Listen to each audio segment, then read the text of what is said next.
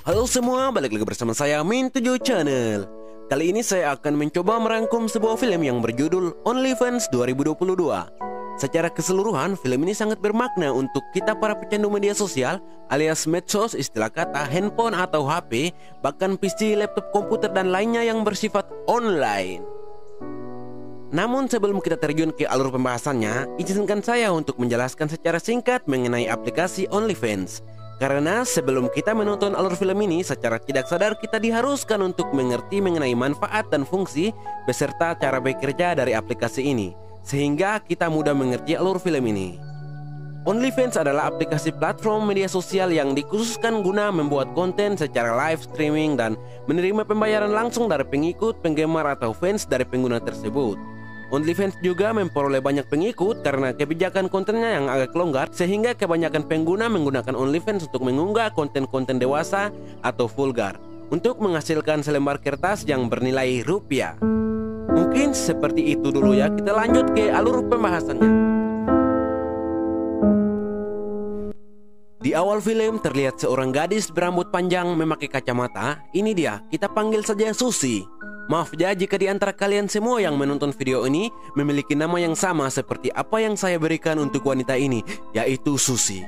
Saat itu, Susi tengah duduk sendirian di depan laptop sambil mendengarkan telepon dari pihak penagih utang. Seketika mendesak kepadanya untuk pembayaran utangnya yang harus ia lunaskan secepatnya.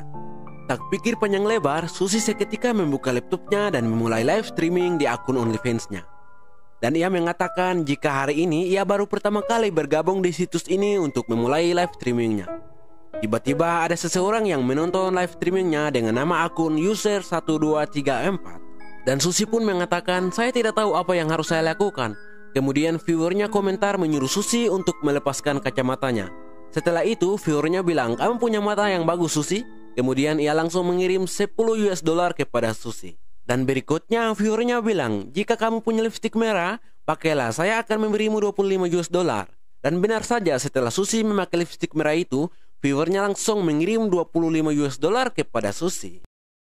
Bukan hanya itu, viewernya request lagi agar Susi melepaskan kuci rambutnya dengan imbalan sebesar $25. Dan benar saja, Susi melakukan hal itu dan ia menerima $25 dari viewernya.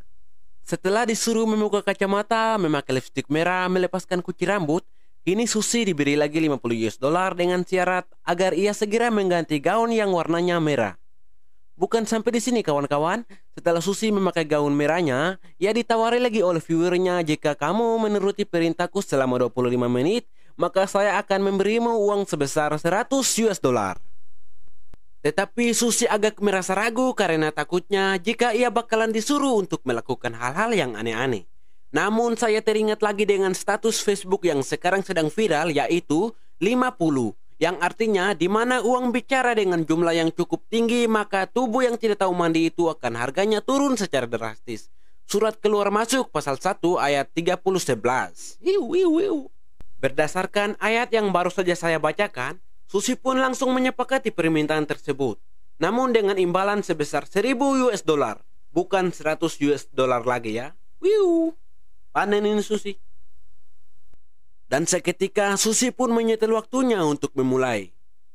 Permintaan pertama dari si viewers adalah ia menyuruh Susi untuk menangis, tapi menangis yang asli, bukan main-mainan ya kawan-kawan. Susi pun berusaha mencoba mengeluarkan air matanya yang tersisa dari yang tersisa.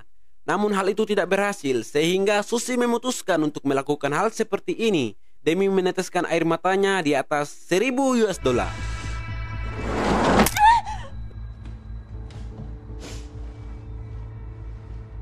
Lanjut permintaan kedua, dari 25 menit itu Susi disuruh memotong rambutnya menggunakan pisau. Namun Susi membatalkan kontrak dengan viewer itu karena ia tidak mau memotong rambutnya. Namun viewer itu menawarinya kembali dengan menaikkan harga dari $1000 menjadi $1500. Tawaran itu pun tidak diindahkan oleh Susi. Susi tetap saja menolak hal itu. Namun apa kalian masih ingat dengan ayat yang sudah saya bacakan di atas? Viewer itu pun terus mencoba menawarkan Susi, namun kini dengan harga yang berbeda, yaitu sebesar $2000. Dan akhirnya apa yang terjadi?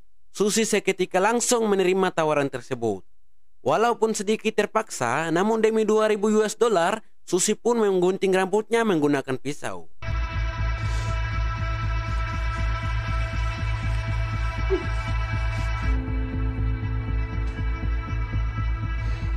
There. Dan viewernya itu bilang, kamu lebih cantik kalau kamu menggunting rambutmu loh Susi. Susi, hatiku berdering Susi. Next, permintaan ketiga dari 25 menit itu, kini Susi disuruh membuka gaun merahnya untuk menunjukkan baju dalam yang ia gunakan. Wow, wow. Namun saat Susi hendak membuka lengan gaunnya secara pelan-pelan, tiba-tiba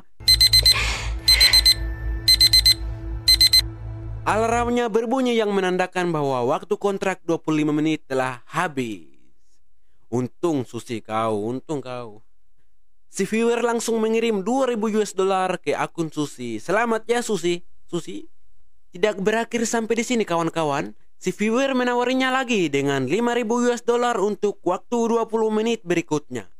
Namun Susi yang merasa bahwa viewernya akan menyuruh dia untuk melakukan hal-hal yang tidak-tidak, ia pun membatalkan tawaran tersebut. Namun tidak semudah itu, viewernya seketika langsung mengirim foto-foto dirinya yang bersifat 18 plus dan mengancamnya, jika kamu tidak mau menerima tawaran berikut 20 menit lagi, maka saya akan menyebarkan foto-fotomu ke semua kontakmu Susi. Susi pun menjadi bingung, bagaimana bisa viewer ini mendapatkan foto-foto 18 plus milik dirinya? Makanya hati-hati ya Susi, karena jejak digital itu kapanpun tidak akan hilang Susi. Dan siapa tahu si viewer ini adalah seorang hacker. Karena merasa hidupnya dalam ancaman, Susi pun mengatakan kepada viewernya seperti ini, sambil menutup laptopnya. Dan benar saja, setelah laptop ditutup, Susi langsung mendapatkan banyak pesan dari handphonenya karena foto-foto 18 plus-nya kini telah tersebar ke semua kontaknya. Wow, wow.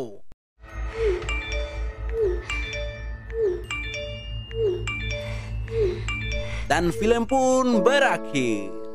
Kisah ini mengajarkan kita agar kita menggunakan media sosial secara bijak, walaupun itu mode gratis. Maka pesan yang kita bisa ambil adalah, jika kita bekerja maka kita harus menurunkan keringat, agar kita menikmati hasil keringat bukan hasil kerja. Karena semua orang bisa bekerja namun tidak dengan keringatnya. Maka dari itu saya mewakili kaum lemah di seluruh dunia yang memiliki harapan hidup, sekali makan untuk 3 hari mengucapkan selamat menyaksikan acara pernikahan Thomas Alva, subscribe, dan Ratu Moana Elizabeth like and comment. Thank you, itu bahasa Inggris. Kalau bahasa Indonesianya, terima kasih. Kalau bahasa daerah saya, wah, Susi, wah.